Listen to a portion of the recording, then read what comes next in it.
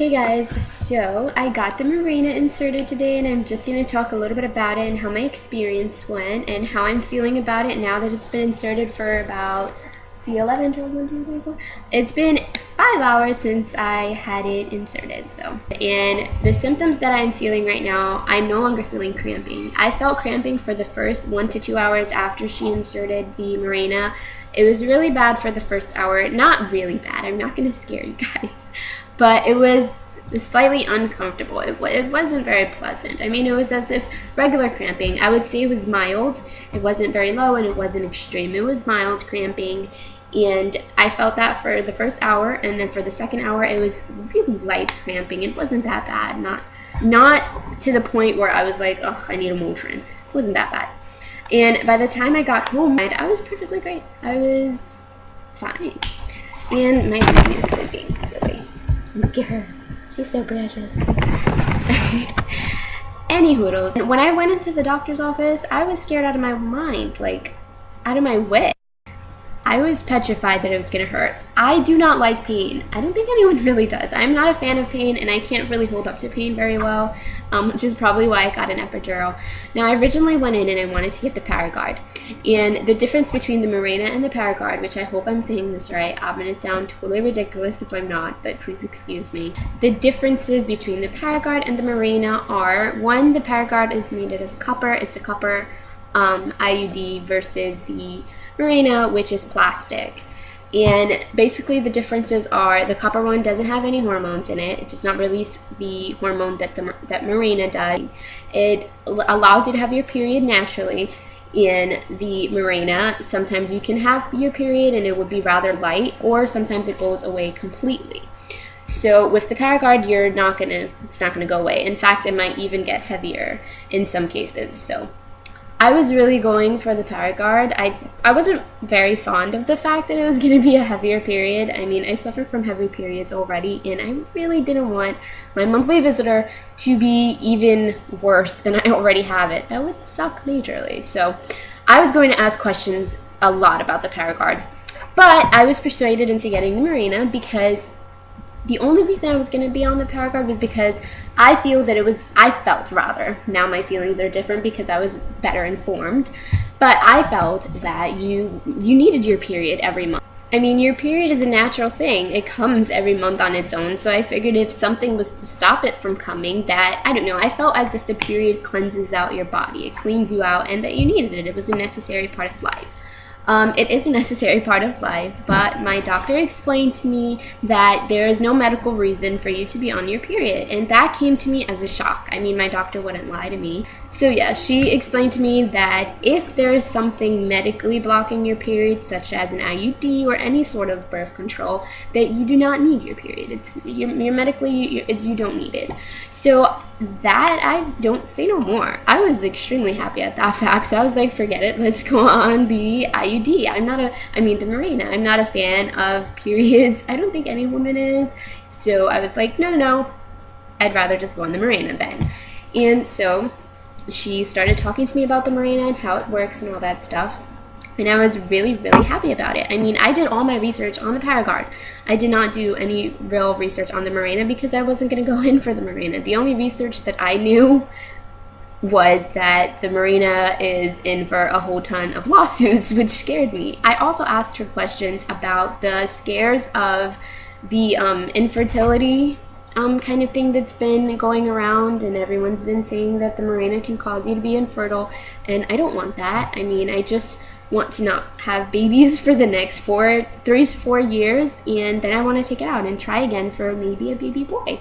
So I definitely want more kids, and if there was a chance, even the slightest, that the Mirena might affect my fertility, I did not want that to happen. I wanted to know everything I could about it.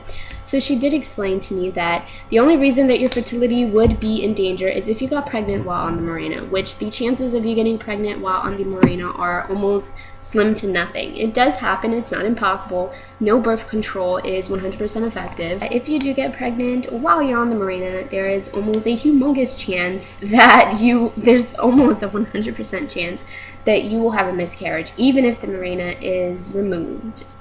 Upon finding out that you're pregnant, you are still very high chance of having a miscarriage. And here are your ovaries right here. I've labeled the areas, and it's going to come out backwards for you guys, but just bear with that. This right here is your uterus. This is the Mirena. This right here is your cervix, and down here is the vagina.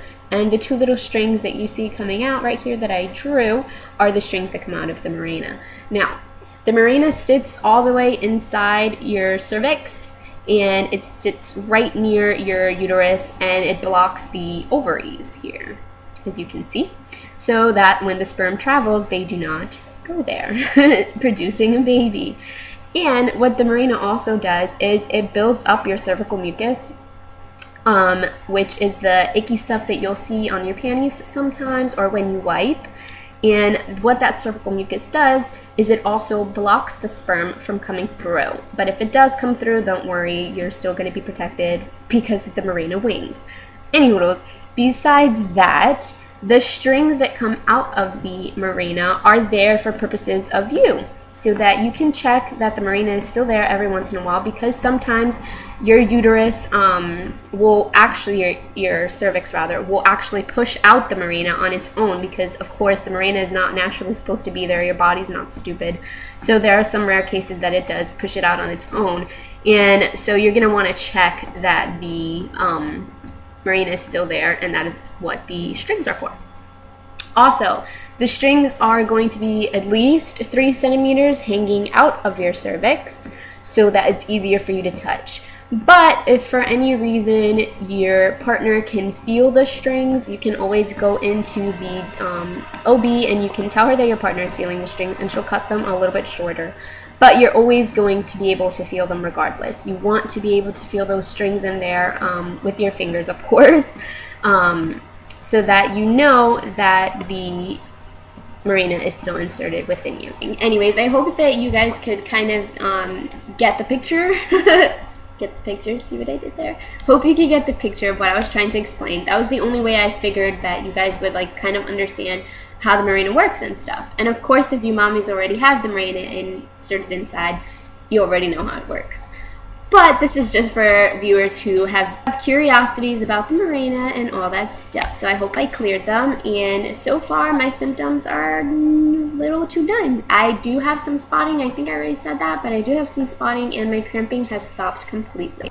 Really quick, by the way, you guys scared the heck out of me. I posted on my Facebook fan page, I think I posted a question about the Mirena or something along those lines, and I got so many comments saying that it hurt like hell, and I was like, no, that's scary and all that stuff. So when I went in today, I thought it was going to hurt like hell, and it really didn't. To tell you honest truth, at least this is my experience, what you're really going to feel is a lot of pressure, and because your cervix is being dilated and opened and all that stuff, you are going to feel cramping. So that's literally exactly what I felt. If you guys have ever had a pap smear, it's not as bad as a pap smear. So yeah, a pap smear, to me at least, hurts so bad. Like, I hate getting pap smears, but they're a necessary thing of life. At least for me, compared to a pap smear, it was a piece of cake. Compared to birth, it was like a walk in the park. Like, it was not that bad, guys. Anyways, I don't want this video to be super long, so thanks for watching. And if you guys have any questions, I'm like super informed about the Mirena now. I asked her so many questions, it's not even funny. If you have any questions, you can ask me, and I'm also going to put a link to the Mirena website in the description box, so that you guys can check it out for yourself. They have a whole bunch of info on the Mirena on the Mirena site. So definitely check that out. So yeah, so far I don't have any problems with the Mirena, and I'm definitely going to recommend it. If I do have any problems, I will be making a video about it just in case. So yeah, guys, thank you for watching. Bye.